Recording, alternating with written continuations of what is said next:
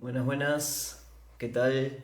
¿Cómo andan? Bienvenidos, bienvenidas a todos los que están saludando. Bueno, vamos arrancando este vivo, este nuevo vivo, este miércoles para muchos mañana feriado o asueto, así que sería un miércoles, podríamos decirlo. Así que bueno, bienvenidos. Vamos a estar hablando con Agustín Podestá de Hablemos de Teología, así que ahora un ratito se va a estar sumando y vamos a hablar de qué es la Pascua. Así que es un tiempo que se nos acerca y vamos a hablar con un teólogo justamente para que nos explique un poquito qué es esto de la Pascua, que bueno, principalmente los creyentes celebran, pero bueno, nos abarca a todos. Eh, Acá mandó la solicitud Agustín, así que ahí creo que, a ver, invité yo, pero tenía la solicitud. Bueno, si te invité Agustín, yo sé que estás ahí, aceptame. Así que ¿Qué bueno, tal? ¿Qué tal? ¿cómo va? ¿Bien vos? Todo bien, acá andamos. Gracias por la presentación. Gracias, gracias a vos por sumarte, por Placer. aceptar la invitación a este vivo. A este vivo que, bueno, que la idea es hablar un poquito de la Pascua, esto un poco lo que decía en la introducción, ¿sí? Así que, bueno, no sé si te querés presentar un poquito para los que no te conocen. Yo te presenté mínimamente, pero bueno, si vos te querés presentar un poquito más. Dale, dale, gracias. Si ven que estoy un poco lento es porque estoy medicado, estoy con diclofenac hasta acá arriba. Ayer volvía del trabajo manejando y me chocó un taxi atrás. Entonces estoy con viste, con el latigazo, me duele todo. Me hice ver todo, pero si ven que estoy un poco lento es que estoy pasado de diclofenac. Pero, pero estoy bien, pero estoy bien. Bien. Eh, un poco dolorido nomás. Eh, bueno, sí, soy teólogo, estudié en la UCA, acá en Devoto. Eh, Soy de Buenos Aires. Eh, hice la carrera de grado y la maestría en teología. Ahora estoy ya camino al doctorado. Soy profesor en la Universidad del Salvador, doy en un profesorado también en Ciudadela. Y bueno, un poco a eso me dedico, un poco a acercar la teología o más bien llevar la teología a un espacio más público, más de debate, de espacios, eh, con los alcances hasta donde se pueda, ¿no? Hoy hablamos de difusión, ¿no? Hoy se hablan estos términos, pero bueno, a mí lo que me interesa es eso, ¿no? Como generar un diálogo desde la teología con otras realidades, con otros espacios, con otras inquietudes. Bien. Bueno, muchas gracias ahí a todos los que están saludando. Bienvenidos, bienvenidas. Bueno, lo que nos convoca es la Pascua, ¿sí? Es el tema que hemos elegido para charlar, ¿sí? Una charla distendida también en la idea, digamos, para que es una charla a la noche, digamos.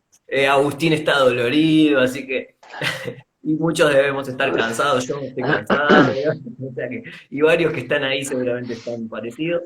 Así que la idea es un poco ver qué es esta fiesta, ¿no? Esta fiesta que atraviesa a nuestra cultura y, bueno, cuáles son sus orígenes, ¿no? ¿Por qué es tan trascendental?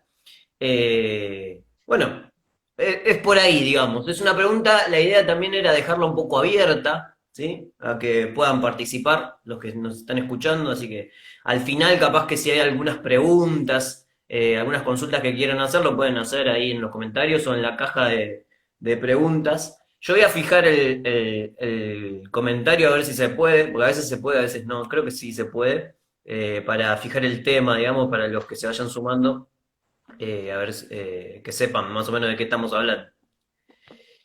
Eh, a ver,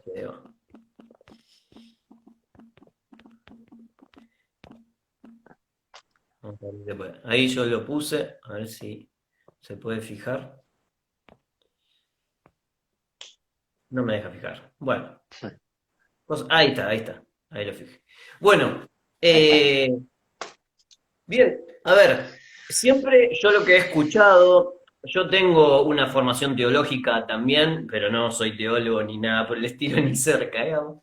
Eh, pero en la carrera he tenido formación teológica, las fundamentales, digamos.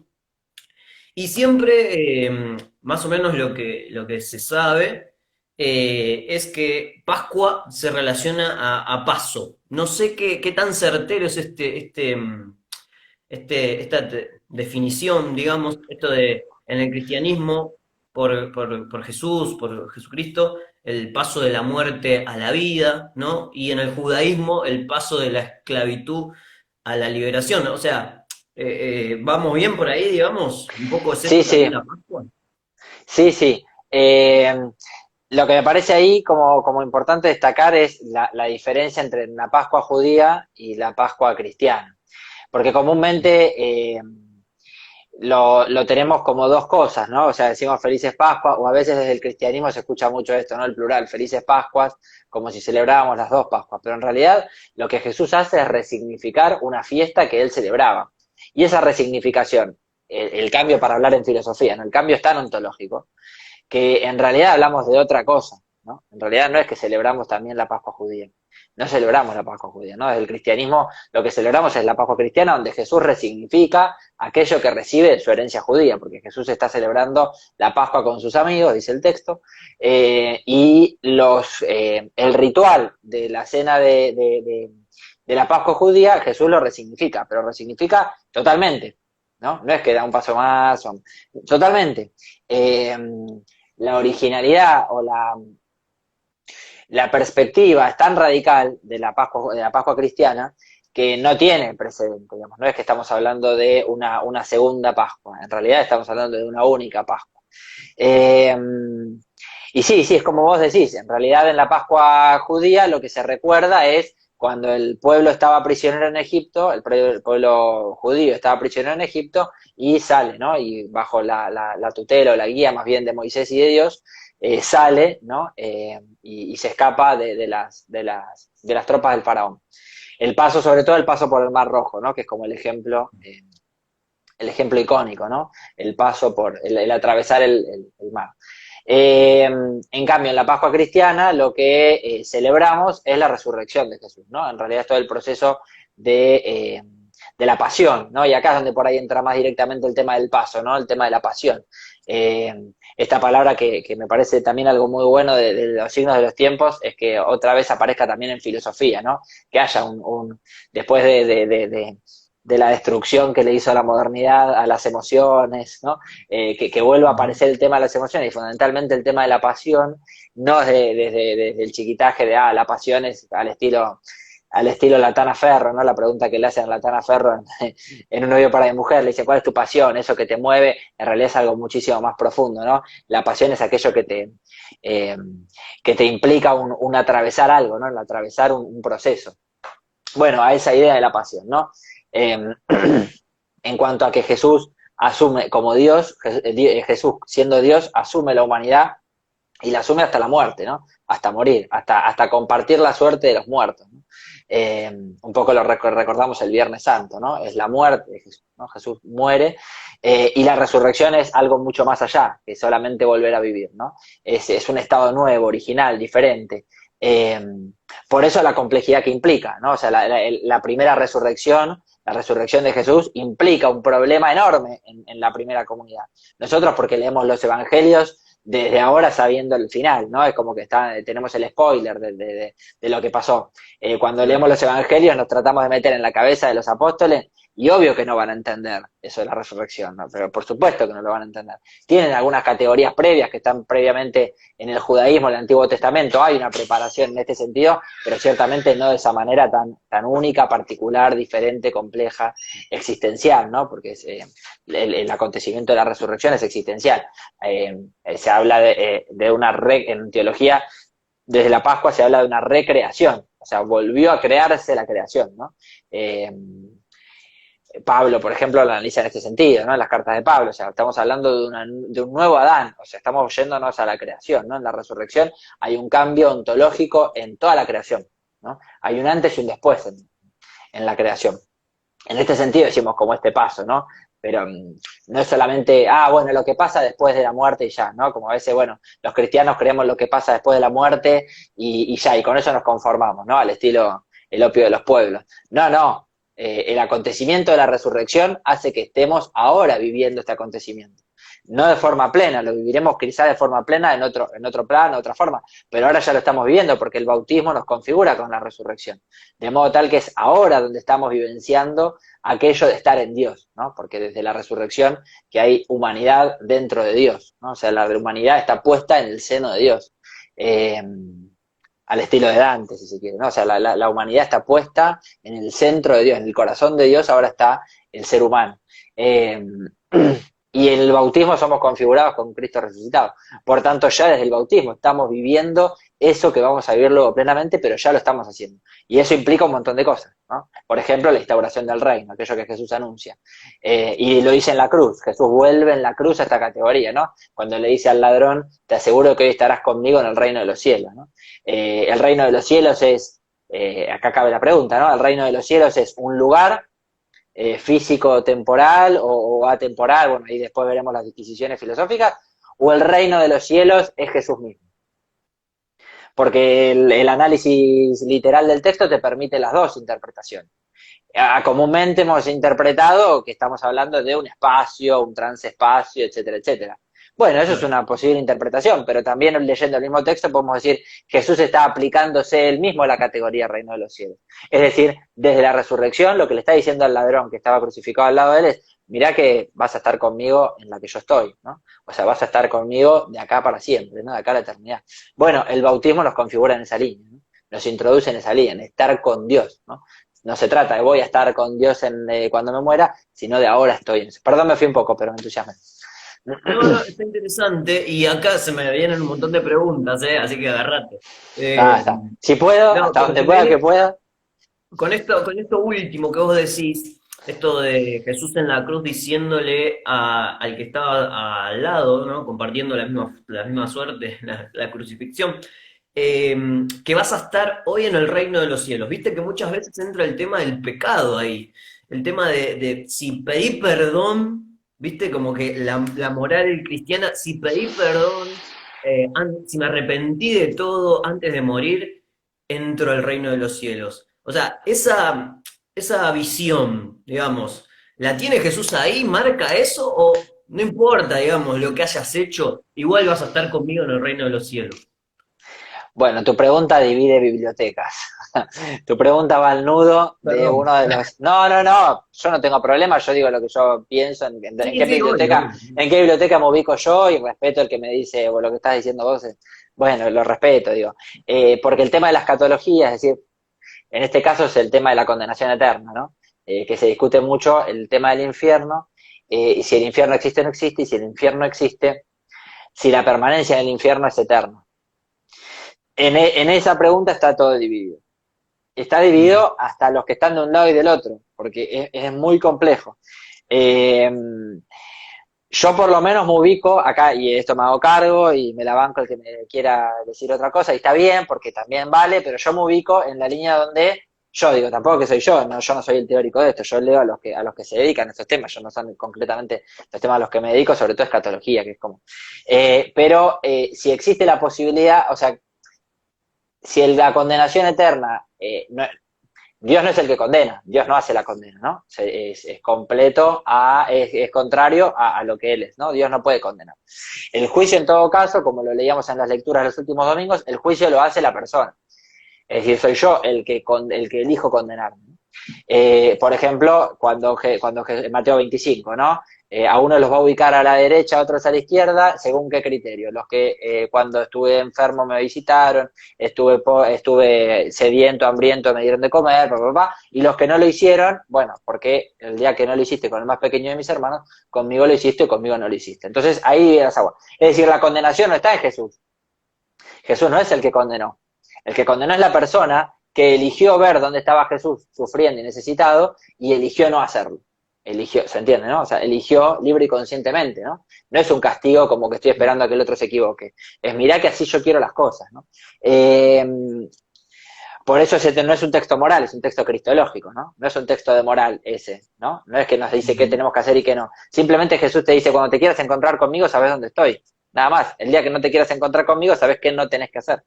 Eh, ¿A qué iba con esto? Ah, entonces, la condenación es un acto que depende de la persona. Cuando yo esté cara a cara con Dios, eh, Dios me va a estar esperando como el Padre misericordioso al Hijo pródigo, ¿no? Va a estar esperándome, o por lo menos esto es lo que yo creo, va a estar esperándome con los brazos abiertos, porque no hay pecado, y esto también divide bibliotecas, no hay pecado que esté por encima de la misericordia de Dios.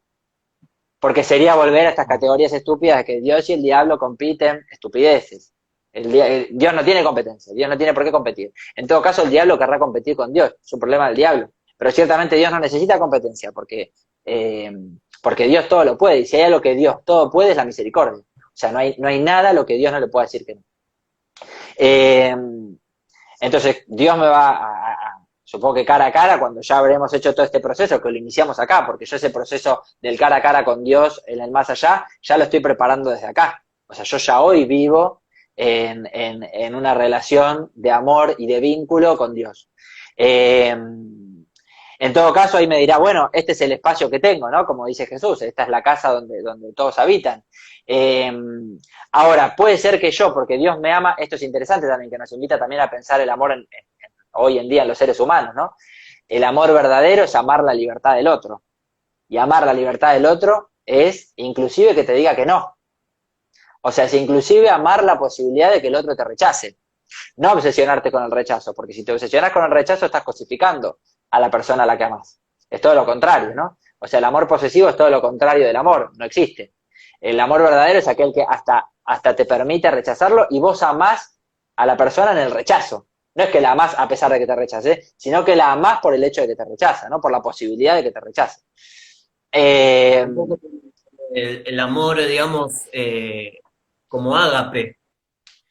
Simone sí, Weil, una filósofa que trabaja mucho ese tema, el amor como ágape, como el amor dejar ser al otro, ¿no? Dejar que el otro sea y no moldearlo como yo lo quiero moldear, digamos, a mi forma, sino que el otro sea, dejar que el otro sea un amor más abierto, digamos, más libre, digamos, ahí.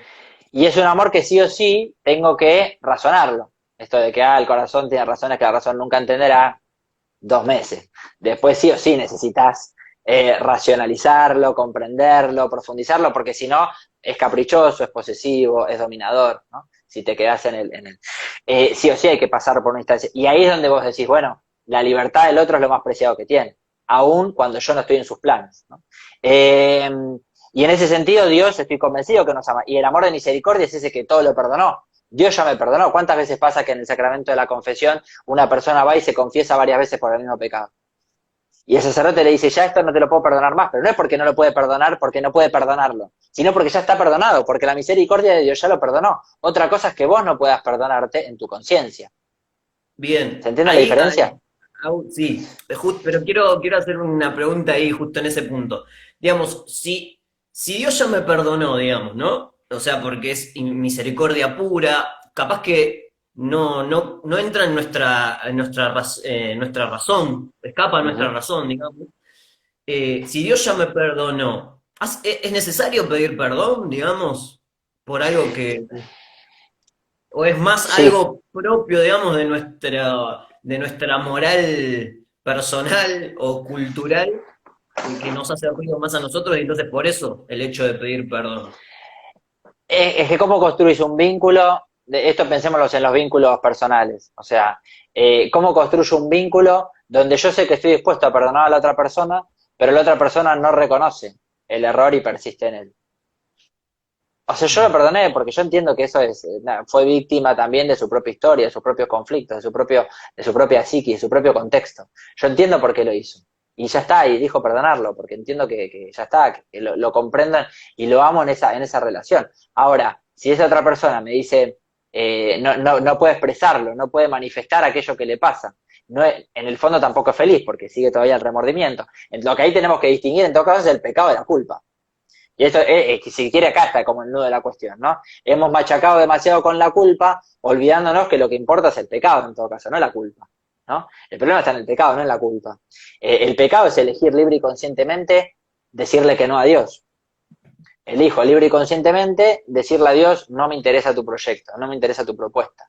La escucho, pero no me interesa. Distinto O es sea, la está culpa que muy vos en puedas. juego todo el tiempo el libre albedrío, digamos. Todo el tiempo aparece, ¿no? Yo no podría creer en un Dios que me controle o me diga lo que tengo que hacer. Ciertamente no podría creer en ese Dios. En todo caso, creo en un Dios que me acompaña y que entiende mi situación y que entiende mis problemas y que sabe acompañarme cuando más lo necesito y y que sabe decirme por dónde puedo ser feliz y por dónde no. Y en este sentido, volviendo al tema de la condenación, Dios me presta con los brazos abiertos. Ahora puede ser que a mí no me interese y el proyecto que Dios me propone no me interese y elijo darme vuelta, ¿no? El infierno ciertamente no tiene llamas, no tiene calor, no tiene tridentes ni nada por el estilo. Al contrario, si tiene algo es frío, ¿no? Si hay algo en el infierno es mucho frío, soledad, ¿no? Es decirle que no al proyecto de Dios. En el proyecto de Dios hay comunidad, en el proyecto de Dios hay amor, en el proyecto de Dios hay solidaridad permanente. Es todo lo contrario a la lógica de la solidaridad y el egoísmo. Si se quiere, el mejor ejemplo es el de Adán, la soberbia. El pecado de Adán es la soberbia, es yo puedo todo, ¿no? Es el egoísmo absoluto, es el yoísmo absoluto, el yo no necesito de nadie, ni siquiera de Dios. No necesito de los demás, por eso desdeña de Eva, Eva también desdeña de Adán, ¿no? Eva dice fue él dice fue ella, yo no fui, yo no fui, yo no fui, se separan y La temen a culpa. Dios. La culpa, ¿no? Se echan la culpa mutuamente y también a Dios, ¿no? La mujer que pusiste a mi lado, terrible lo que dice Adán, ¿no? La mujer que pusiste a mi lado me sedujo y comí. Es tremendo. Es tremendo, ¿no? Es la absoluta soledad, es elegir libre y conscientemente, que es todo lo contrario al amor que nos propone Dios, que es comunitario, que es dialogal, que es respetuoso, que es compañero. Eh, por eso, por ejemplo, en el tema del infierno, no podemos asegurar que haya ni siquiera una persona en el infierno. O sea, ni siquiera podríamos asegurar que Hitler esté en el infierno. No lo puedo asegurar. No lo puedo afirmar, no lo puedo negar, no lo sé, porque no depende de mí. Si Claro. dependiera de Dios, estoy seguro que Dios está está capacitado para perdonarlo, ciertamente. Ahora, no sé si una persona con determinadas características, no hablo de Hitler, hablo de cualquier, hablo de cualquier persona que tenga ideas demasiado soberbias en la cabeza, si es capaz de vivir con el amor del otro. Porque hay que aprender a vivir con el amor de los demás, ¿no? Si se quiere, la misericordia es el jaque mate a la meritocracia. La misericordia es el jaque mate al individualismo. Pero hay que aprender a vivir con esa misericordia, porque es muy pesada, es muy pesada. Reconocer no solo que necesito de los demás, sino que mi propio ser personal es absolutamente necesitado. Que para que yo sea, tengo que ser necesidad. Tengo que ser necesidad. Tengo que ser necesitado. Sí o sí necesito de Dios y de los demás para ser yo. Bueno, anda a explicárselo, no sé, al pienso luego existo de Descartes. No sé si te lo va a entender. Digamos, no sé si alguien con esas categorías individualistas, modernistas, postmodernistas, lo va a entender. Bueno, no sé, yo creo que la lógica de Dios va en esta línea, ¿no? Y que Jesús fue eso. Bien, bien. Es interesante y me despiertan un montón de preguntas, pero creo que vamos a necesitar muchos más vivos, creo, Es complejo, es para, complejo. para seguir. Sí. Volviendo un poco a lo pascual, digamos, vamos a ir a algo básico, que esto muchas veces me lo preguntan. Yo sé más o menos la respuesta, pero quiero ver si es así o no. Capaz que estoy equivocado yo. ¿Por qué la Pascua no cae en fecha exacta? Es básico, digamos, pero yo tengo entendido que es por el calendario lunar. No sé si es eso. ¿Es así? Bueno, sí, en ese sentido los invito, ya de paso a la publicidad, en Hablemos de Teología, hace cosa un par de semanas subí un videíto explicando esto. En un minuto rapidísimo y en 15 minutos más o Mirá cómo menos. te di el pie, ¿eh? Muchas Bueno, gracias, porque es algo que me preguntan mucho en clase, eso me lo preguntan mucho historia en clase, entonces, lo hice, lo armé para que ya quede. Sí, está en YouTube, pero hoy por mi cumpleaños, feed entrar. ahí nos manda Sí, la efeméride Leo de Filosofía Leo, del Sur, genio. que cumple Descartes, René Descartes, hoy cumpliría 500 y pico de años, no me acuerdo ahora bien, exacto. Justo que Y lo de había hecho lo vi, creo que alguno de compartido. ustedes lo compartió y por eso es que me acordé. Entonces lo tenía justo recién en la cabeza por eso, pero me vino bárbaro, por decir, como ejemplo. No, el tema de la Pascua, sí, es el domingo siguiente al equinoccio que le sigue al plenilunio de primavera. No, al revés. Es el domingo siguiente al plenilunio que le sigue al equinoccio de primavera. Es Ok. decir, porque hay que Ahora en conjugar, castellano, por favor. ahora en castellano, claro, ahora, porque hay que conjugar el calendario lunar con el calendario solar. Porque la fiesta de la Pascua judía se rige según el calendario lunar, que es el que celebró Jesús, el que está en los evangelios, ¿no? Aunque no son exactamente coincidentes las fechas, pero es en ese contexto, en el contexto de la fecha de la Pascua judía. Ahora, las celebraciones litúrgicas cristianas siempre se celebraron en domingo, de hecho domingo significa eso, ¿no? El Día del Señor, la palabra Ujú. domingo, ¿no? El Día del Señor. Eh, es domingo porque hay que ir a misa, esa es la lógica del día domingo, ¿no? O sea, hoy es domingo porque es el día que hay que ir a misa. Eh, entonces, había que celebrar la fiesta en domingo, la fiesta de Pascua había que celebrarla en domingo. Entonces, ¿cómo se conjuga el calendario lunar con el calendario solar? Lo que se hace se busca el domingo siguiente que le sigue al plenilunio, es decir, a la luna llena, que ahí es donde se celebra la Pascua judía, en ese contexto, que le sigue al equinoccio de primavera en el hemisferio norte, no en el hemisferio sur. Nosotros entramos en otoño, por las dudas lo aclaro, es el hemisferio norte, que entra en primavera más o menos entre el 18 y el 21 de marzo. El día que cae esa fecha, es el equinoccio, se busca la luna siguiente, la luna llena, la primera luna llena, y desde la primera luna llena al domingo siguiente. La única excepción es si ese domingo siguiente eh, es el día de la luna llena. Si el día de la luna Ah, ok. llena es domingo, se pasa al domingo siguiente. Entonces, como cayó este año cayó así. Ese domingo de Ramos, el domingo siguiente es domingo de Pascua. Y de ahí se establecen otras fechas que nos importan mucho, porque de ahí se calcula 40 días antes, sumando los domingos, nos da los 46 días Pentecostés, famosos. No, para atrás para atrás, miércoles de ceniza. miércoles de Para ceniza. atrás es miércoles de ceniza y lunes y martes carnaval. Por eso también el carnaval cae siempre en fecha diferente. No es siempre la misma fecha. El Bien. carnaval depende de la fecha de la Pascua, porque son los 2 días Ujú. de joda previos al miércoles de ceniza.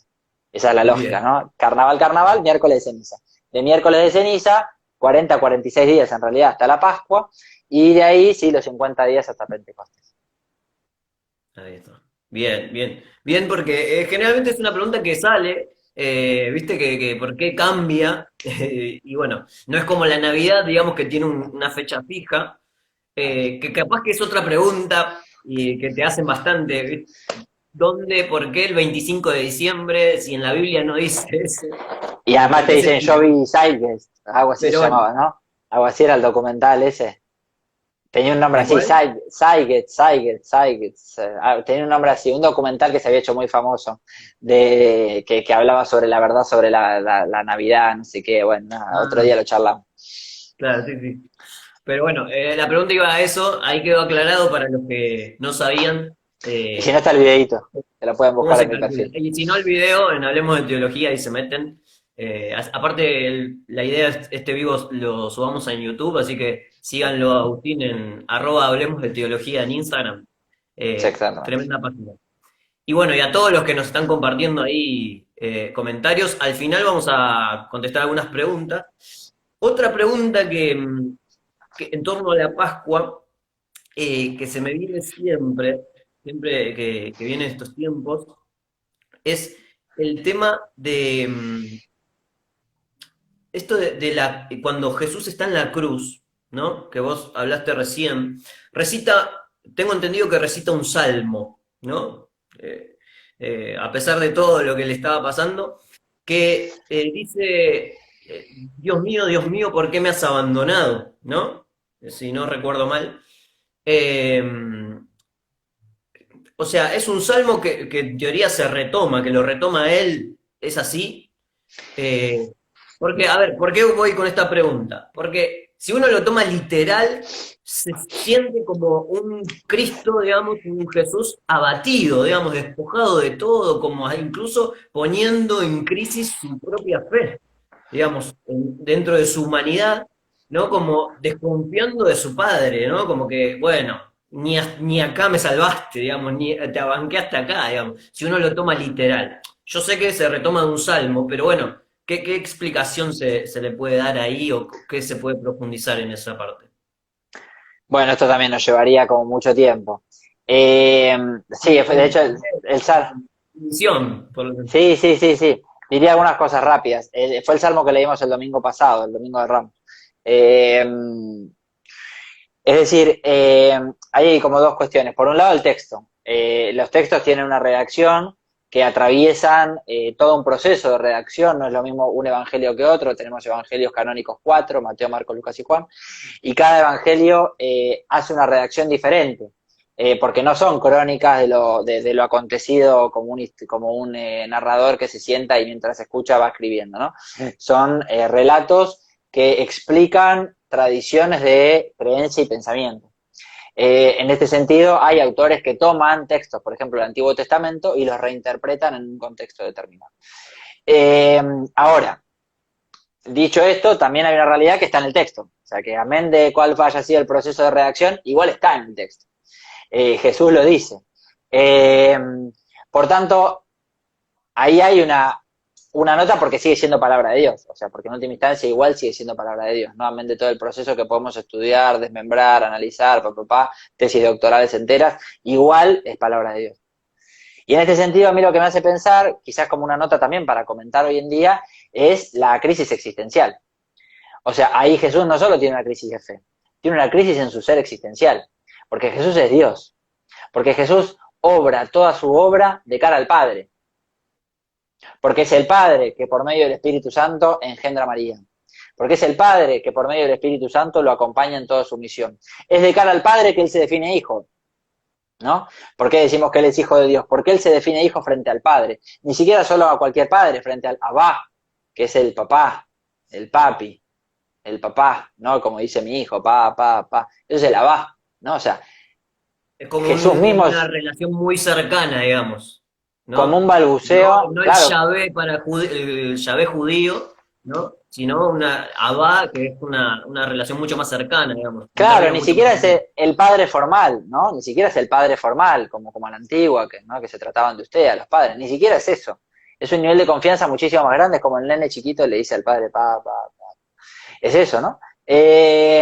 Por supuesto que iba a molestar a los que lo escuchaban, obvio, porque a una persona demasiado formada en un formalismo ritualista, eh, molesta, ¿cómo lo va a tratar así? ¿No? Está hablando con Dios Padre, con Dios, ¿cómo va a tratar, cómo le va a hablar así?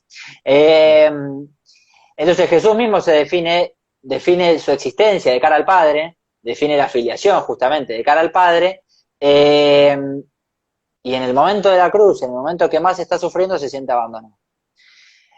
En el fondo eso es una crisis existencial, es una crisis de fe, pero porque es una crisis existencial. Él mismo descree de él mismo, ¿no? O sea, él mismo descree de su propia misión, que es él.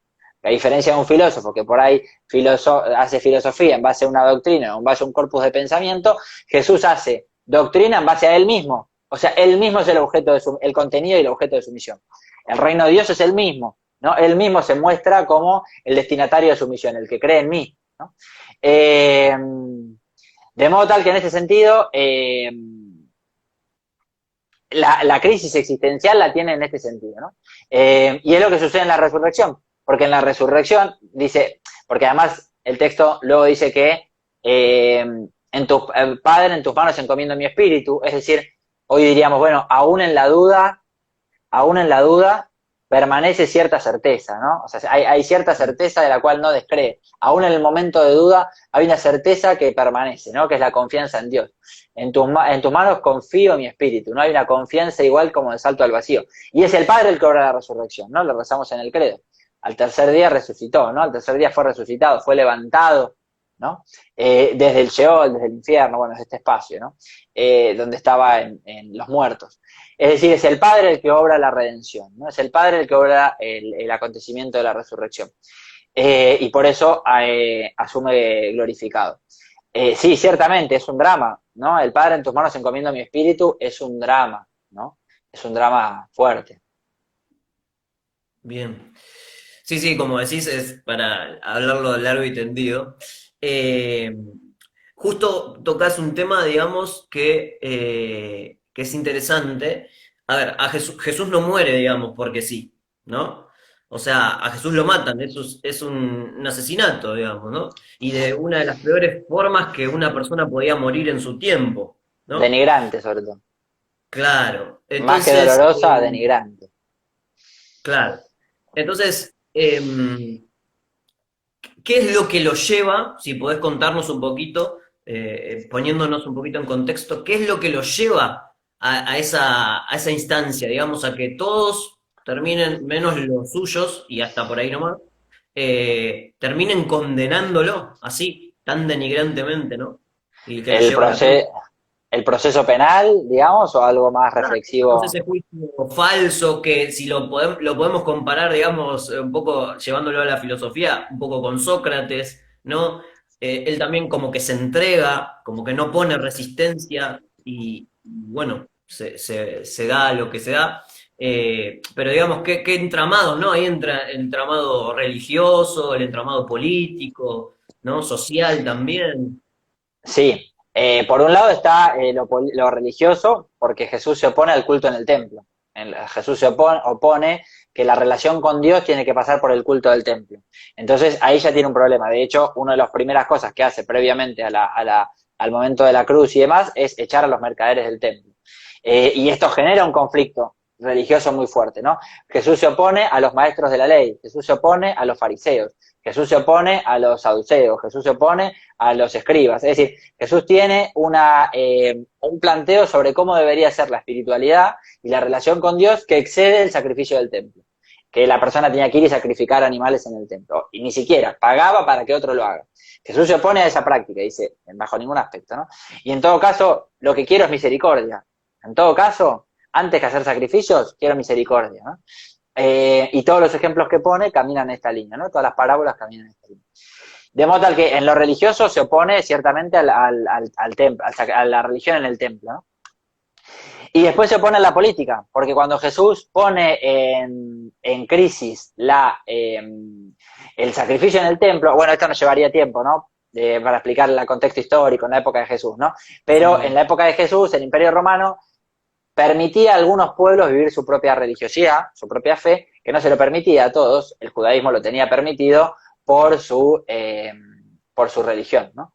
Por cómo era el pueblo, ¿no? Un pueblo bastante aguerrido en ese sentido, de defender su fe, y el pueblo, y Roma se lo tenía permitido. Eh, bueno, al poner en crisis el sacrificio en el templo, también pone en crisis la relación con Roma. Pero en última instancia, a Roma tanto no le preocupa. De hecho, cuando le llevan a Jesús a Pilato, él dice, júzguelo según sus leyes, ¿no? O sea, como diciendo, a mí no me vengan con esto. Ustedes tienen sus leyes propias. O sea, hasta tenían una especie de código legal propio, ¿no? Que para ser Roma era bastante permisivo, ¿no? Eh, bueno, y ahí sí empieza y de hecho, hasta Pilato tiene gestos de misericordia. O sea, inclusive Pilato, teniéndolo bajo su poder, tiene gestos de misericordia. Cuando primero le interroga y le dice, bueno, a ver, contame un poco de qué se trata esto, ¿no? Dicen que sos el rey de los judíos. Eso es una condena a muerte, ¿no? Porque es un rey eh, que es una intenta una herejía, digamos. revolución. No, contra el César. Eso es ¿cómo se llama? Eso es Ah, claro, se penal pone como contra el rey. César. Claro, por Claro. eso, por eso lo quieren juzgar por ser rey de los judíos, porque él se erige como rey versus el César. Por tanto, es condena a muerte. Por eso es la inscripción, ¿no? Jesús de Nazaret, rey de los judíos. Esa es la condena. Que él se autoproclama rey, aunque él siempre dice que no, yo no me autoproclamo rey de nada. En todo caso, la gente me está proclamando de esta forma, ¿no? Por eso dice, ¿por qué no le preguntas a los demás? ¿Por qué no me escuchaste cuando hablé públicamente, ¿no? Y Pilato lo manda a azotar. Pilato lo manda a azotar y uno dice, pero... Y lo trae ahí, ¿no? Todo moribundo, ¿no? Y dice, aquí está el hombre, ¿no? Eche homo, ahí está, ¿no? Es esto. Esta piltrafa lo que les preocupa. Eso es lo que está haciendo. Nos Claro, no era parece una re crudo, amenaza, no lo veían como una amenaza para el imperio, digamos. pero también un Ahí, problema, ya está, dice, tuvo su merecido, ahí está. ahí está, Hagan, esto les preocupa, esto les preocupa, como diciendo, yo no encuentro motivos para condenar a este hombre, dice el texto, ¿no? Es decir, yo hasta acá llego. Es el pueblo el que ahí grita, ¿no? Bueno, hay que crucificarlo, hay que crucificarlo, hay que crucificarlo. ¿Cuál es el problema? Que la crucifixión, hoy porque nos parece que todo lo antiguo es violento, ¿no? Acá, cada vez que pasa algo así, que uno escucha estas cosas, un historiador se suicida. Porque creemos que porque es anterior a nosotros es violento, ¿no? Entonces, claro, porque es antiguo es violento, estupidez. Bueno, no era tan común la condena a muerte en cruz. no era de los más comunes, ¿no? Era a lo peor de lo peor, a la peor calaña de la sociedad. Por eso es más humillante que doloroso, es ciertamente doloroso, ¿no? Porque además se muere por asfixia, no se muere por los clavos, ¿no? Los clavos sujetan el pecho y lo que va haciendo es que te vayas quedando sin oxígeno, es como ahogarte lentamente, no ahogarte en segundos en el agua, sino ahogarte lentamente durante horas. Claro, y los Eh, brazos extendidos hacen que empieces a perder el aire, digamos. No es exacto. morís desesperado. No, claro, morí por, de La hecho a veces asfixia. le quebraban, esto de que le quebraban las piernas, es para ponerle más peso todavía, y que ahí sí ya muera en cuestión de minutos. Entonces, pero sí es humillante, porque así muere lo peor de la sociedad. Eso es lo que está diciendo, ¿no? Así muere lo peor de lo peor de lo peor de la sociedad. Así muere el peor de los ladrones. Que no es que robó el ladrón, si estaba condenado a cruz, no es que robó algo para comer, ¿no? O sea, si está condenado a muerte y muerte en cruz, de hecho Barrabás, por ejemplo, no tenía esa condena, y Barrabás era un asesino. Eh, y no tenía esa condena, el texto no lo dice que la tuviera. Eh, bueno, en este sentido, ¿no? Es muy icónica la crucifixión, ¿no? No por el dolor que nos puede provocar, que está bien que lo haga, porque también está el proceso de dolor, ¿no? Sino también por todo el peso que tiene, ¿no? En la cultura, en el contexto, en el momento. Dios asume esa suerte, ¿no? Dios asume la peor de las suertes. Eh, bueno, de ahí para arriba todo. Bien, bien, bien, bien. Tengo dos preguntas más y vamos también a lo que hoy es la Pascua, digamos, cómo vivirla y demás. Teológicamente, la famosa última cena, ¿no? El querer quedarse, ¿no? En el pan y en el vino. Teológicamente, ¿cómo se explica? Sin, digamos, tal vez seguramente hay que hacer otro vivo para eso, pero así como La para ponernos en tema, transustanciación. claro, la transustanciación, justamente, el tema de la sustancia. Bueno, lo primero que ahí digo es que yo contesto como teólogo católico. Y lo digo porque alguien desde otra confesión cristiana me puede decir, no estoy de acuerdo, listo, lo respeto, pero yo respondo como teólogo católico con todo el peso que hablar de catolicismo tiene. Si quieren en ese sentido y quieren saber qué entiendo yo por católico, vayan a mi perfil y escúchenme en otra charla, no vamos a entrar acá demasiado para no extenderlo, Y pero ahí recomendamos de nuevo la cuenta, no vamos a entrar acá, arroba Hablemos de Teología, ahí pero pueden comentar algo. por honor al contexto metodológico, tengo que decirlo, ¿no? Tengo que decir que contesto desde ese lado. En honor al proceso epistemológico, digo que, que contesto como teólogo católico. Porque la Perfecto. Eucaristía es un sacramento, por eso lo digo. Ujú. Porque el pan y el vino, transustanciados, convertidos en cuerpo y sangre de Cristo, es un sacramento. Eh, por tanto, hay una presencia real, ¿no? Los católicos creemos que en el cuerpo y en el pan y el vino consagrados hay cuerpo, hay carne y sangre de Cristo. Realmente. Eh, Jesús lo que hace es resignificar el proceso del rito del pan y del vino que están en la cena de Pesaj del judaísmo. Eh, de hecho, yo siempre recomiendo, si tienen algún amigo que sea judío, pídanle alguna vez para participar de una cena de Pesaj, porque Que es fue este fin de alucinante. semana. Fue el Fue fin de ahora, semana esta que pasó. semana, sí, fue esta semana pasada. Eh, yo lo he hecho y fue una experiencia maravillosa. Y más si venís de una tradición cristiana, porque entendés la profundidad de lo que Jesús hizo, ¿no? O sea, a mí me era imposible desprenderlo de imaginarme a Jesús mismo en ese contexto, ¿no? Y Claro. está el rito del pan compartido y del vino, ¿no? De la copa de vino compartido. Eh, bueno, Jesús justamente lo que hace es resignificar esos signos, que son signos en este caso, los resignifica y dice, esto es mi carne y esto es mi sangre, ¿no? Porque él ya venía anunciando esto de comer la carne, que hay que volver a nacer, ¿no? Por comer la carne, por la vida eterna, ¿no? Eh, un sacramento es un signo sensible, es decir, que entra por los sentidos, sensible en ese sentido. En este caso lo podemos degustar, lo podemos comer, lo podemos oler, o sea, entra por el gusto, entra por la nariz. Es un signo sensible que transmite la gracia de ese sacramento. En ese caso, lo que nos recuerda el sacramento de la comunión es la íntima vinculación que tenemos con Jesús mismo, con el cuerpo de Jesús, con la carne de Jesús, con su sangre y en comunidad. Por eso es comunión, ¿no? Comunión es común unión. La comunión nos hace, lamentablemente, y sobre todo en la modernidad para acá, que es cuando todo se fue, ¿no? Todo se perdió y todo se destruyó, la comunión se individualizó demasiado. Y lamentablemente, todavía esto está muy presente. El año pasado, con el contexto de la pandemia, lo escuchábamos, ¿no? Quiero volver a comulgar, quiero ir y comulgar, quiero ir y comulgar, que me manden la comunión por correo. Porque yo necesito yo comulgar. Está bien, lo entiendo, uno puede necesitar, pero, pero ¿hasta dónde sos vos y hasta dónde sos vos solo? ¿No? O sea, ahí te haría una invitación a tu conciencia psicológica. Esta necesidad que tenés por comulgar hoy, ya mismo, sí o sí. ¿Es porque lo necesitas por Dios, por la comunidad, o porque lo necesitas por vos y vos solo? Porque si lo necesitas por vos y vos solo, entonces no estás viviendo el sacramento.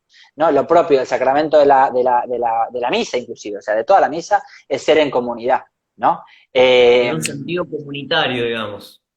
Para que haya celebración eucarística, bueno, esto es una discusión porque hay sacerdotes que celebran misa solos, y hay sacerdotes que dicen que no, que van en esta otra línea, y dice, yo solo no celebro misa. Por más de que en todo el día no vea a nadie, yo un día, y en teoría los sacerdotes tienen que celebrar misa todos los días, pero otros que no lo hacen. ¿Por qué? Porque van en este sentido. Porque para celebrar tiene que haber comunidad. Por lo menos dos o más, como dice Jesús, ¿no? Dos o más reunidos en mi nombre. Porque lo propio de De la hecho, celebración eucarística, perdón, sí, sí, pero sí, sí, de sí. hecho ese rito, que es la misa, digamos, que hoy conocemos como misa, ese Uh-huh. rito Jesús lo realiza una sola vez en toda su vida, digamos, que es en la última cena, ¿o no? O sea, Jesús la Pascua, el Pesaj lo celebró seguramente toda su vida porque Jesús es formado como un varón judío de la época, ¿no? Y de hecho lee la Torá, asiste a la sinagoga, lee la Torá, cita la Torá de memoria, o sea, está bien formado en su fe como cualquier niño varón, aclaro, porque sí hay distinción en la formación de varones y mujeres, en su época. Y eso está demostrado en toda la predicación de Jesús. Ahora, donde resignifica la Pascua y ya en el contexto eucarístico, como hoy lo conocemos como un sacramento, es en la última cena, lo que conocemos como la última cena, ¿no? Que es lo que vamos a celebrar mañana, lo que vamos a recordar en todo el mundo mañana. En la misa, como la última cena, el lavatorio de los pies, la instauración de la Eucaristía, el mandamiento del amor, y ya enseguida, cuando Jesús se va a rezar al huerto de los olivos, y ya viene luego de la traición de Judas a apresarlo. Otro gran signo ese, ¿no? El del lavado de pies, ¿no? Como, como un sirviente más, digamos, un siervo, que Uh-huh. generalmente una persona como Jesús no lo hacía, ¿no? Y Lavar él los pies como lo que da hacía vuelta, lavar los pies lo hacía el esclavo. claro. O sea, era lo que solo hacía el esclavo. Era una tarea que solo estaba... y no cualquiera, no es que cualquier persona entraba en su casa y le lavaban los pies. El esclavo le lavaba los pies el sirviente en realidad, porque esclavitud propiamente no, pero el sirviente hacía con la alta sociedad que podía tener sirvientes a su cargo, ¿no? Ni siquiera, o sea, quiero decir, era alguien de muchísima dignidad en términos económicos, políticos, sociales, ¿no? En ese sentido lo digo. No humano, sino en cuanto a estatus social, ¿no? El status quo, digamos. A esos se le lavaba los pies, y el sirviente el peor de los sirvientes. Bueno, Jesús a sus amigos le lava los pies, por eso Pedro le dice, no, para, ¿qué estás haciendo? Vos no me lo puedes lavar los pies a mí, al contrario. Bueno, no vine a servir, no vine a ser servido, sino a servir. Bien. Y otra última pregunta y vamos a Por eso, perdón, la por lo último. sí. Por eso, en términos filosóficos, Pablo dice en las cartas, Jesús es escándalo para los judíos y locura para los paganos, hablando de la filosofía, ¿no? Le dice a la filosofía griega tradicional es locura, porque no cabe la idea de que Dios se reduzca a la cruz, por ejemplo, a la muerte en cruz, a ser el siervo de los siervos de Dios. No se le ocurre, ¿no? No entra como lo perfecto, lo uno, lo inmutable, el primer motor inmóvil, bla, bla, bla, allá lejos, que no se interesa por el ser humano, que no le importa nada al ser humano, todo lo contrario. Dios se hace ser humano y muere en cruz en la peor de las situaciones. Bueno, es una locura para la filosofía, ¿no? Claro, Aristóteles Sí. Claro, estaría colgando el árbol claro, tipo Judas, digamos, ¿no? claro, tal cual. Pero, bueno, ahí me tiraste otra, pero no vamos a andar ahí, pero viste que es un tema recurrente, que si Dios es omnipotente, digamos, es todopoderoso, y es parte del todo, digamos, también tiene que ser malo. Viste que muchas veces vuelve ese tema, no vamos a entrar ahí porque no lo terminamos nunca más, Lo dejamos y para la no, próxima, si querés. pero es interesante pensarlo, digamos, ¿no? Es interesante pensarlo. No, se me Dios dio es omnipotente, pero no puede muchas cosas. Otro día lo charlamos. Es el próximo bien. vivo. Tenemos tema para el próximo vivo. Buen título para otro vivo, buenísimo el título. Dios es omnipotente, pero no puede muchas Pero hay muchas cosas. cosas que no puede, que no va a poder. Perfecto. No, tenía una última pregunta con respecto a la Pascua, y creo que ahí salió en uno de los comentarios como una afirmación, yo te lo hago en forma de pregunta. ¿Es la fiesta más importante para los cristianos, la Pascua? Sí, sí, Más que la Navidad. sí, sí. Lamentablemente la Navidad es la más marketinera. ¿Qué vamos a hacer? Porque es la que Sí, más se la ha cargado de capitalismo, ¿no? De consumismo. La claro, beta, el dios del liberalismo, ¿no? El consumismo. Eh, porque es la interacción entre la idea y el ser humano, ¿no? Entre claro. la sustancia y el ser humano, donde vienen a vincularse lo divino y lo humano en el consumismo, ¿no? Porque acá ya donde la filosofía no pudo resolver, apareció el neoliberalismo y le dije, no te hagas problema, anda y cómprate una cartera. No, tu crisis Una gaseosa y existencial, sé feliz. claro, tu crisis existencial resolvela con un café, en una cadena de cafés. Entonces ya está, y ahí sos feliz, listo. Llenemos el Eh, vacío. Claro, exactamente. Entonces ahí tenés el gran enemigo, si se quiere, de Dios hoy en día, es el consumismo. Eh, el consumismo en ese sentido, ¿no? No el consumir cosas, porque consumir cosas necesitamos, ¿no? Pero el consumismo como el llenar el vacío existencial, la angustia existencial con consumo. Eh, es el más marketinero en Navidad, ciertamente. La Pascua es la fecha más importante, porque es la fecha que le da, es la celebración que le da sentido a la fe. Si Jesús no hubiera resucitado, Jesús sería un predicador como tantos otros, porque hubo muchos como Jesús. Si Jesús no hubiera resucitado, el plan de Dios no tenía sentido. Si Jesús no hubiera resucitado, toda la antigua alianza no hubiera tenido sentido. Si Jesús no hubiera resucitado, nuestra existencia como cristianos, siempre hablando del cristianismo, ¿no? Como cristiano, digo, esto, ¿no? Porque alguien me puede decir, yo no creo en Dios y por mí todo lo que está diciendo no sirve para nada. Bueno, ok, genial, yo estoy hablando como cristiano. Eh, y como teólogo, no solo como creyente, ¿no? Sino que hablo desde la teología. Eh, si Jesús no hubiera resucitado, no tendríamos. Vana es nuestra fe, lo dice Pablo también, ¿no? O sea, nuestra fe no tiene sentido, no tiene fundamento. Porque la resurrección, nosotros, porque lo vemos también como ya sabiendo el final, ¿no? Vemos como un cuento sabiendo el final. La resurrección es el acontecimiento que le hace ver a todos los que estaban en ese contexto algo diferente. A cada uno de una manera distinta. Los que lo negaban lo ven de una manera, los que lo afirmaban lo ven de otra, los que les eran indiferentes lo ven de otra. Porque ahí es muy interesante también desde la historia, yo me dedico a historia de la iglesia, entonces ver cómo, por ejemplo, romanos interpretan el acontecimiento de Cristo, ¿no? O sea, el hecho de este Jesús itinerante, es muy interesante cómo los romanos lo ven, los filósofos lo ven, los judíos de la época lo ven, los judíos creyentes, los no creyentes, los que no son judíos y son creyentes o no creyentes, cómo cada distintas perspectivas y fuentes históricas analizan el acontecimiento trascendental de la resurrección. Pero ciertamente la resurrección es el acontecimiento central.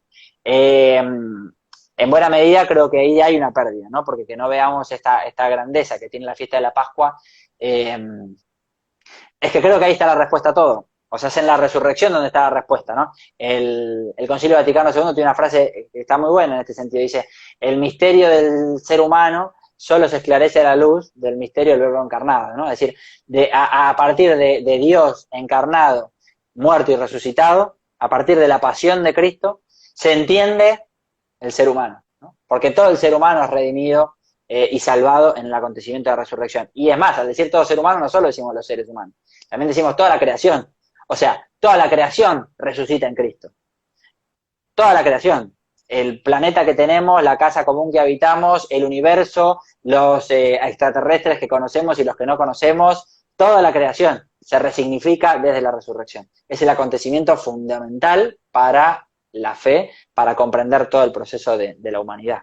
Desde ahí miramos al pasado, miramos al futuro. Bien, bien, bien. Bueno, buenísimo. Gracias No, no, igual por favor. se me van ocurriendo otras preguntas y como que se nos va directamente el vivo. Anotá para la Se me próxima. venía esto, capaz que lo dejamos para otro video, el verbo encarnado, digamos, La ahí, encarnación. incluso desde la filosofía podemos hacer un desastre con eso, pero Bueno, el eh, Evangelio de Juan dice el Logos, ¿no? O ya, sea, el Logos se encarna, ¿no? El Logos, dice, con todo el peso, porque el Evangelio de Juan escribe con mucho conocimiento de la filosofía griega, ¿no? Tiene detrás, los autores del Evangelio de Juan tienen detrás la filosofía griega. Entonces dicen, el Logos se encarna, ¿no? O sea, vuelve tremendo. a las categorías platónicas aquellas y dice, este Logos que usted va, la carne, el ser humano, Jesús, va, bueno. Tremendo.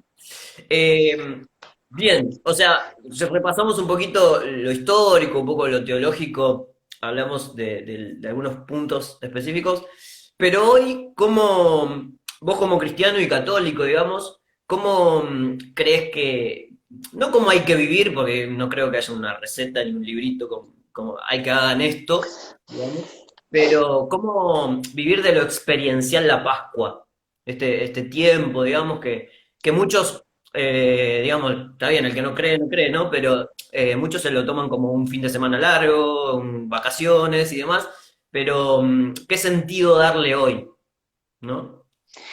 Bien. Bueno, primero con esto último que decía, me parece que la Pascua justamente es la resignificación del ser humano. Por tanto, pensarlo en esa línea me parece que ya es un faro importante, ¿no? Me parece que es una luz importante. Eh, Invitar a meditar en aquellas cosas en las que hay que renacer, ¿no? Es decir, resucitar esta nueva vida. El Dios de Jesucristo es el Dios de la vida. Eh, y eso no nos puede dejar al margen de la situación. El, y en esto recomiendo muchas veces, sobre todo a las personas que están por ahí más alejadas o que tienen medios, por ahí medio abandonada esta cuestión, ¿no? Que no se dejen llevar por los que hablan sobre Jesús, como yo inclusive, yo entro también en esa crítica, no se dejen llevar por los que hablan sobre Jesús, sino que lo conozcan. En la encíclica Dios es Amor, Benedicto XVI empieza diciendo, el cristianismo, uno no se hace cristiano, dice, por adhesión a una idea o una ética. Uno se hace cristiano por un encuentro con Cristo. Porque vos, persona, te encontraste con Cristo, persona. Y ahí, y ahí empieza a tener sentido el cristianismo. Entonces, conocer a Jesús, porque muchos hablan sobre Jesús, pero no lo leen, no se acercan a leerlo, ¿no? Tenemos el testimonio de los evangelios, ¿no? Conocer qué dice, ¿no? Jesús es una persona interesantísima para conocer. Inclusive personas agnósticas o anticatólicas o anticristianas, lo que sea, es una persona interesantísima para conocer, te lo puedo asegurar. Lo que pasa es que no lo leemos, ¿no? Pero una persona interesantísima para conocer. Eh, y segundo, bueno, ahí veo que lo dicen, ¿no? El tema de hacer experiencia del amor. Dios es amor, o sea, la esencia de Dios es amor, y amor de misericordia, ni siquiera un amor que podemos definir, que podemos pensar, que podemos orientar a nuestra conveniencia, es Dios de misericordia, ¿no? Con todo el peso que hablábamos antes, con todo el peso de la misericordia, hoy en tiempos de meritócratas, ¿no? El peso de la misericordia destruye toda esa lógica. Te dice, pero para nada va en esa línea, ¿no? Lo que pasa es que hay que aprender a vivir con un Dios que nos cambia esas categorías a las que tan acostumbrados y aburguesados estamos, ¿no? Porque es un jaque al ser burgués, digamos, ¿no? Y en este sentido, eso, me parece que ahí hay una invitación a conocer, ¿no? A conocer a Jesús desde ese lado, leyendo los evangelios, acercándose a comunidades. También no hay cristianismo que no sea comunitario, ¿no? Si hay una persona que vive el cristianismo a su manera solo, no puede ser cristiano, porque lo propio de ser cristiano siempre es comunidad. Jesús eso lo dejan claro desde el principio, desde el pesebre, que Jesús es comunitario, que Jesús es evangelizador, que Jesús se difunde a los demás. Inclusive María, apenas recibir la noticia de que iba a quedar embarazada del Espíritu Santo, sale corriendo a contárselo a su prima, lo habla con José, es decir, hay una comunidad presente.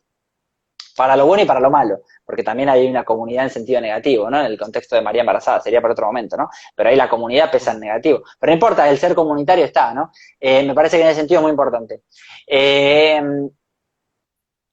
Es que donde hay comunidad, digamos, donde hay seres humanos, también prevalece el conflicto, también, digamos. Es parte de la humanidad.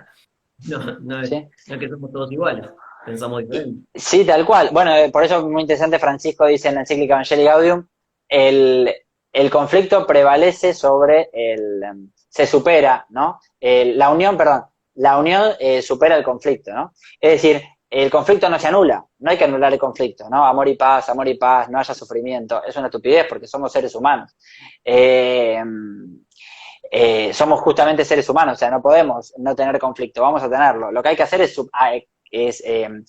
superarlo. Se supera el conflicto resolviéndolo, dialogando, buscando caminos en común, ¿no? Pero todos tenemos que estar sentados a la mesa, nadie puede quedar afuera de la mesa, ¿no? Todos tenemos que estar sentados en la misma. Nadie puede comer en otra mesa. Nadie puede comer en el piso. Y lo último que iba a decir con esto que planteamos de cómo vivir entonces la Pascua, también por la misericordia, las obras de misericordia, ¿no? Lo que llamamos las obras de caridad. Jesús es clarísimo que cuando lo quieras encontrar, vayas a encontrártelo en los que más lo necesitan. Y si no tenés fe, dale por lo menos la chance a encontrarte con los que más están sufriendo. Porque muchos problemas que tenemos existenciales en este medio psicológicos, que a veces lo disfrazamos de filosófico, existencial, es por la falta de comunidad. Y en la misericordia, a los que más lo necesitan, es clarísimo. Ahí es clarísimo, ¿no? Que Jesús está ahí, ¿no? Cuando lo hiciste al más pequeño de mis hermanos, a mí me lo hiciste. La parábola, es interesante que Francisco en Fratelli Tutti, una encíclica que también, al igual que Laudato Si, fue más leída fuera de la iglesia que adentro, porque vos le preguntás a un católico si leyó Fratelli Tutti y Laudato Si, te dice que no. Ahora le preguntás a cualquier persona de la academia, en una universidad pública, y te dice que sí, que por supuesto, que ya lo está trabajando en investigación y demás. Interesante. Sí, claro, Laudato Si y Fratelli Tutti son dos claves en el Magisterio Francisco y Fratelli Tutti adentro de fue iglesia. la última Sí, encíclica del año pasado. la de octubre del año pasado. Y es muy interesante que Francisco está hablando, más allá del catolicismo, está hablando con las iglesias, perdón, con los no creyentes, con las naciones, con el mundo entero, está hablando ¿cómo se llama? Con otras religiones, porque bueno, habla mucho del Islam. Dice, y pone como ejemplo paradigmático, si se quiere, para pensar el ser social, la parábola del buen samaritano. Bueno, entonces voy a decir, mirá, más claro, échale agua. O sea, de que lo que tenemos que hacer es romper con nuestras categorías tradicionales de rituales vacíos, de ritualismo por ritualismo, y salir al encuentro del que está al costado del camino herido. Porque ahí es donde te realizas. Aunque no sea tu hermano en términos objetivos de pertenencia social, porque el samaritano era enemigo de la persona que estaba tirada al costado del camino. Y no le importó, porque lo que le pareció que de ahí lo que importaba era sanar la herida del otro, ¿no? En cambio el sacerdote y el levita, que se supone que en su misión tienen implícito la ayuda al herido, siguen de largo. No les importa, porque no es la suya, ¿no? Porque esta no es la mía, y siguen de largo. Bueno, ahí hay un tema interesante, ¿no? En ayudar a los que más lo necesitan, creo que hay una intuición muy interesante. Bien. Bueno, como para ir terminando, te voy a hacer alguna, si algunos tienen preguntas, ahí yo vi que algunos pusieron. Hay una pregunta que hicieron, que era Martín, puede ser, a ver si me fue ahí. Sí, Martín Lucero que preguntó que necesitaba saber por qué Jesús le dice a Dios, Padre, me has abandonado, cuál fue el sentido. Lo hablamos hace un ratito, así que igual el vivo va a quedar guardado, va a quedar en el, en el feed, así que Hay que también va a rebobinar un poco la estar. conversación, ahí está, Claro. Eh, justo lo hablamos. Sí, justo lo hablamos. En esto que vos decías, ¿por qué crees que hay, por ejemplo, Laudato Si o Fratelli Tutti, que no se lee adentro de la iglesia y sí más afuera, ¿no? Como que se tiene más en cuenta, y no adentro? ¿Por qué crees que pasa tu visión?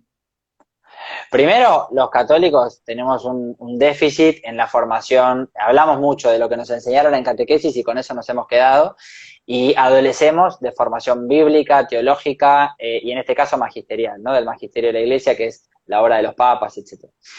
Adolecemos totalmente, porque no sé si no nos interesa, no nos forman también, ¿no? Yo he tenido peleas ahí con párrocos por este tema, ¿no? Porque no quieren formar a los laicos de la comunidad en leer un texto que está en Vatican Va, o sea, no es que es algo secreto, oculto. En la página del Vaticano es libre de poner Laudato Si, te aparece. Y en la página del Vaticano. Me parece que ahí adolecemos de formación, ¿no? Que en este sentido, por ejemplo, otras confesiones cristianas en esto nos pasan el trapo, por ejemplo, la formación bíblica.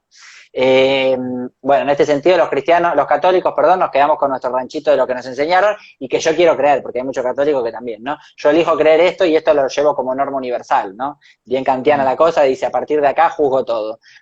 vos te quedás como diciendo, pará, vos no sos el centro del mundo, calmate un poco. Jesús es Jesús, tus ambos mentales ortodoxos y conservadores son tuyos. Pero Jesús ahí no entra. Jesús es la excusa. Me parece que ahí hay algo, o sea, dentro de la iglesia. Y afuera de la iglesia, porque creo que Francisco pone en jaque al sistema establecido en buena medida, sobre todo político-económico. Francisco es un grano en el trasero, por no decir en el culo, para un montón de los discursos que dio en Estados Unidos, por ejemplo. Va al Congreso de Estados Unidos, de Washington, y les dice, lo que ustedes están haciendo es horrible.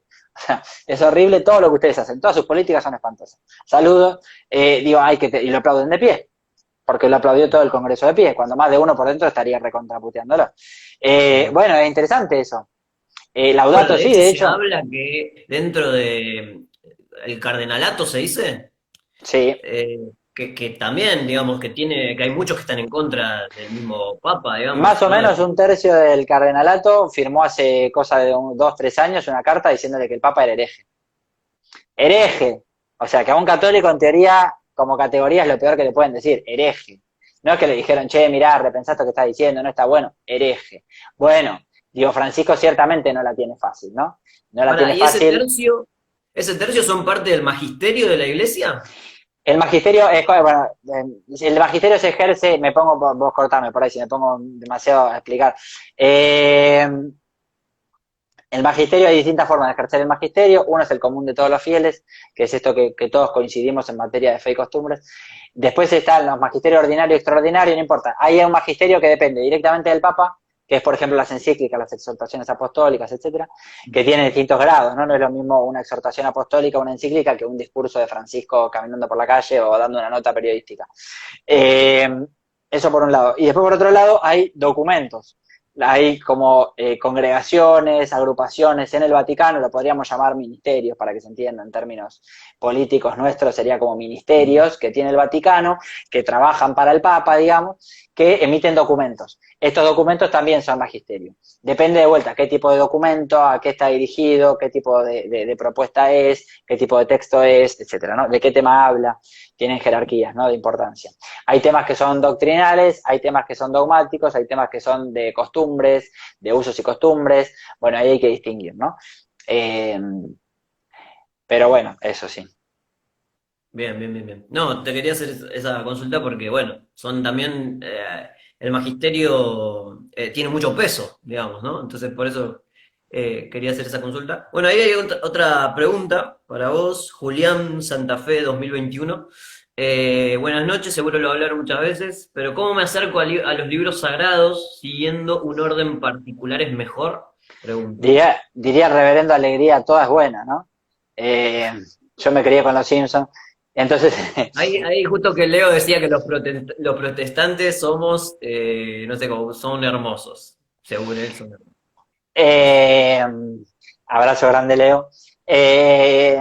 Y como es, bueno, sí, yo lo que te diría es, ahí para empezar, si hay que empezar por algún lado, hay distintas formas de leer la Biblia, distintas formas de acercarse. Ahora, una persona que nunca se ha acercado a la Biblia o a Jesús en particular, yo sí le diría que empiece por los evangelios, ¿no?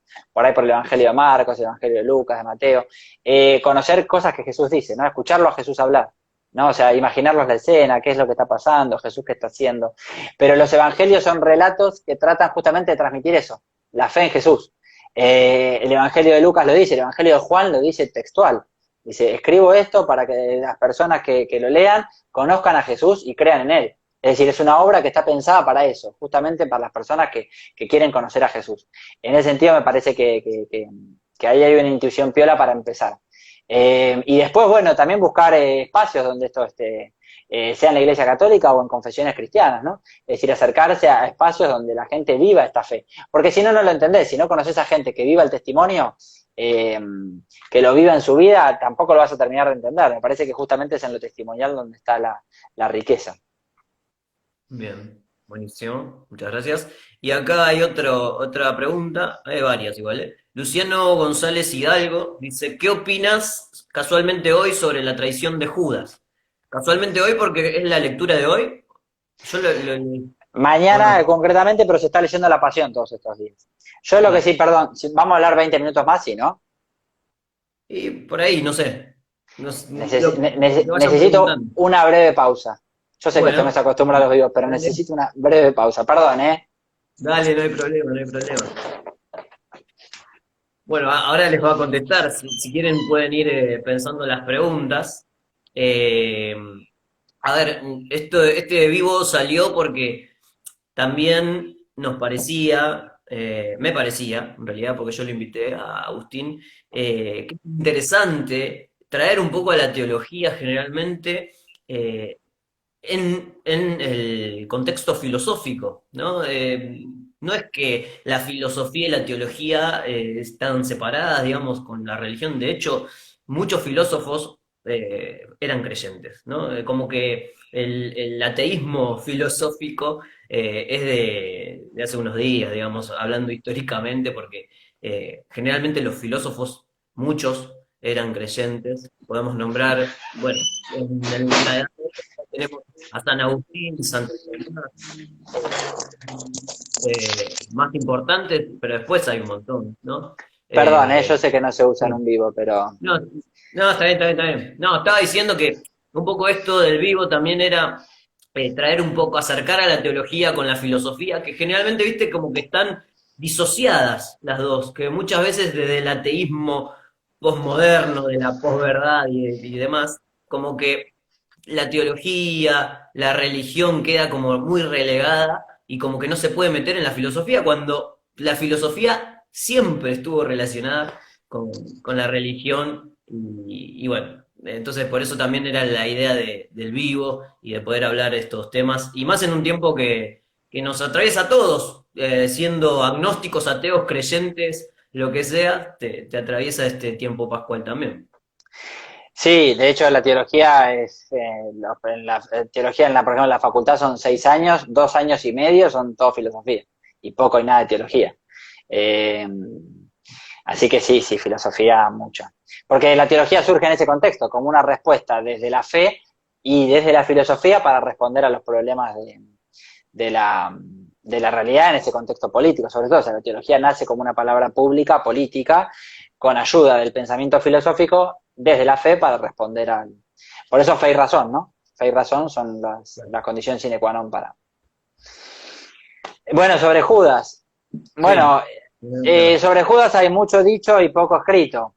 Eh, el texto dice que el demonio lo había inspirado en su corazón, había movido su corazón, algo así, ¿no? El demonio es el que pone a prueba, es el que tienta, ¿no? El que invita a hacer las cosas de otra manera. Eh, es el que te dice el diablito, si se quieren, por ahí me delata la edad, pero antiguamente los dibujitos traían la conciencia, que era el angelito y el diablito. Bueno, el diablito sería el Ahí demonio, cuando ¿no? ¿Cómo? viste que los Simpsons a Homero se le aparecen a Bart. Claro, claro. Bueno, los argumentos que le dan a Bart para robar el videojuego son maravillosos, pero lo analizamos otro día. Es culpa de la empresa por ponerlo a ese precio, por hacértelo desear tanto, ¿no? Bueno, es maravilloso. Es una lección de neoliberalismo de cajón, ¿no? Bueno, ahí entonces el diablo es este que te pone a prueba, el que te dice, che, que es tu conciencia, ¿no? Tu conciencia te dice, che, ¿no? Te habla ahí, te dice, hay otra forma de hacer las cosas, ¿no? En el fondo él te defraudó, podríamos pensar también, ¿no? Que hay ahí también un sentimiento, ¿no? Porque Judas seguramente, ¿no? Por los estudios y demás, pertenecía a un determinado grupo que esperaba un Mesías con determinadas categorías, que Jesús no las cumplía, porque Jesús no era ese Mesías que ellos esperaban. En términos políticos, bélicos en ese caso, ¿no? De guerrilla, etcétera.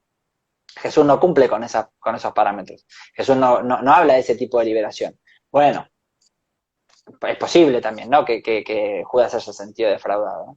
Eh, y, y después, bueno, la cuestión de la traición de un amigo. Antes veía el meme que había subido, me pareció maravilloso. El que subiste hace un rato sobre. Vos lo subiste, ¿no? Sí. Sí. El de Hay un la. El error, de, digamos, que sí, hay un comentario que vi no el eran monedas comentario. de oro, es verdad, eso eran de plata. Más Pero bueno, vale el devaluada todavía chiste. la amistad, más devaluada. Más devaluada, vale el chiste, está bien, se entiende, ¿no? Es muy interesante el tema de la traición, ¿no? Eh, La traición es todo lo contrario a la amistad, ¿no? Porque justamente la amistad supone un amor dialogado, un amor madurado, ¿no? Vivido, en común. Y bueno, la traición rompe totalmente, ¿no? De vuelta, es la soberbia, ¿no? Es el pecado de Adán, otra vez, en el medio. Bueno, sí, eso. Después lo demás, bueno, hay mucha fantasía, ¿no? Por ejemplo, el tema de que esté colgado, que se haya colgado, bueno, hay distintas versiones, bla, bla, bla. Pero bueno, un poco la idea es esta, ¿no? Es el demonio que le dice a Judas, hay otras formas de hacer las cosas. Jugátela por ese lado. Que Bien. Jesús, de hecho, también le dice, bueno, andá y hacé lo que tenés que hacer. O sea, Jesús es consciente también de lo que pasa, ¿no? Uno de ustedes me va a traicionar. En el medio de la cena le dice, andá y hacé lo que tenés que hacer. O sea, Jesús tampoco, ¿no? No tiene ni un pelo de tonto, Jesús. Eh, no sé. Claro, lo envía, digamos. Andá y cumplí tu misión, digamos. Ujú, Bien, vos nombrabas al principio que tu idea es llevar la teología a los lugares, digamos, donde la teología generalmente no va, ¿no? ujú. Que capaz que ahí hay una crítica que siempre se hace, más que nada en el ámbito eclesial, como que la iglesia está esperando que la gente venga, pero nunca la iglesia va a la gente, o algo así. No sé si estás de acuerdo con eso, pero yo lo he escuchado varias veces. Eh, cómo es tu experiencia, digamos, en esos ámbitos?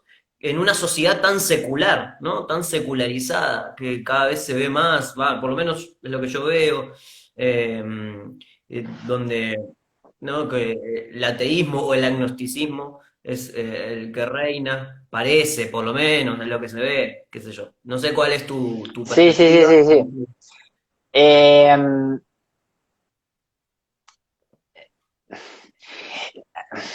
ahí, no sé, se me ocurren como distintas cosas. Algo que suele pasar es que, en general, la gente se muestra muy interesada. Porque la teología tiene una trayectoria de que tampoco es la teología, es las teologías, ¿no? Tenemos que hablar en plural. No hay una sola forma de hacer teología y de hecho entre teólogos también tenemos nuestras grandes divisiones, ¿no? Ahí antes pusimos un ejemplo y así como esa, además, hablar de teología de la liberación y ya está. Ahí, no, ahí terminamos todas las piñas. Eh, Se terminó el video.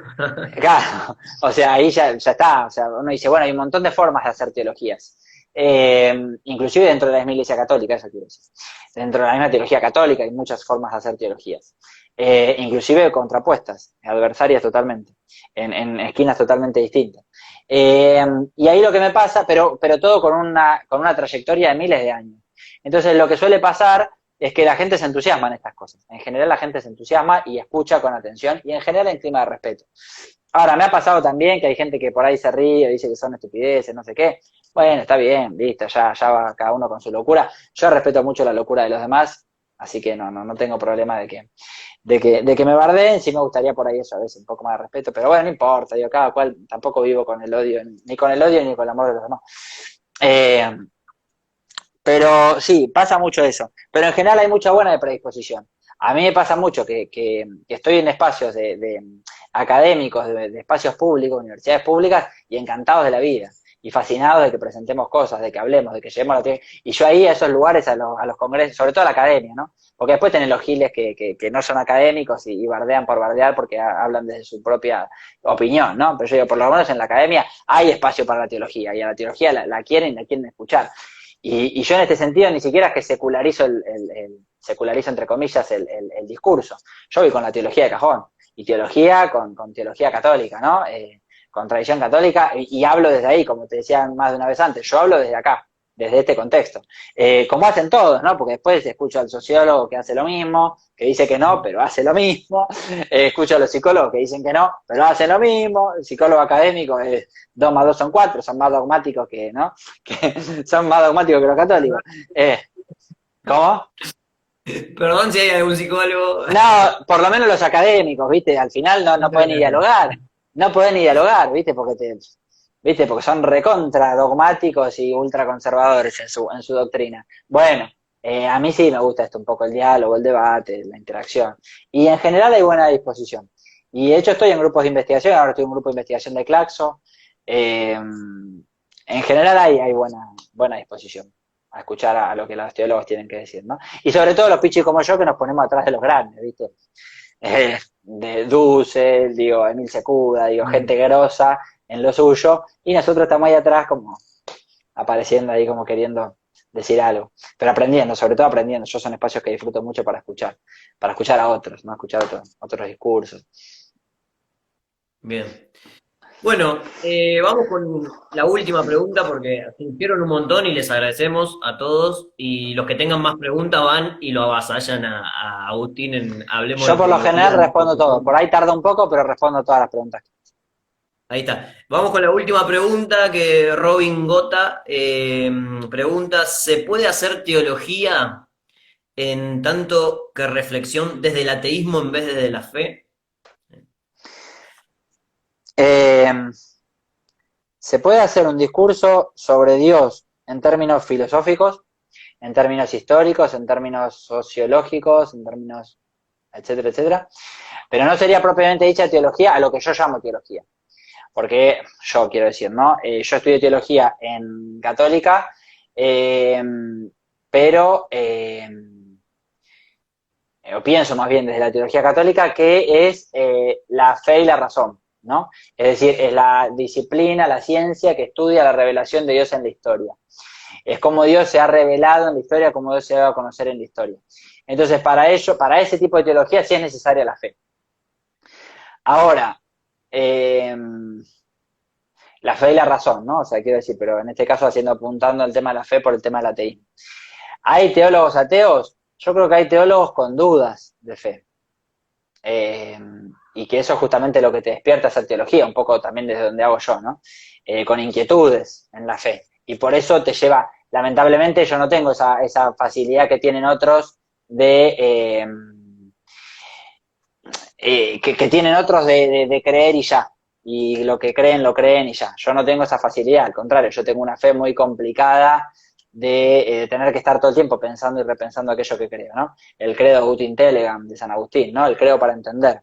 No todo el que piensa tiene fe, pero todo el que tiene fe piensa. Es decir, todo el que tiene fe está obligado a razonar, está obligado a pensar su fe, ¿no? Si no es un fundamentalismo. ¿Por qué crees esto? Porque sí. Bueno, pero ¿cuál es el sentido? Porque sí. Que muchas veces la crítica boba de que hacen los que no saben del tema, que le hacen a la gente de religión, ¿no? Ah, ustedes creen porque creen y ya. Es una estupidez, eso no se sostiene en ningún lado, pero bueno, nada. Todavía hay que escuchar a algún nabo hablando en estos términos. En este sentido, ¿no? Decir, bueno, yo creo desde ahí, ¿no? O sea, razono desde la fe. Pero creo que se puede hacer, sí. Yo creo que sería aburridísimo.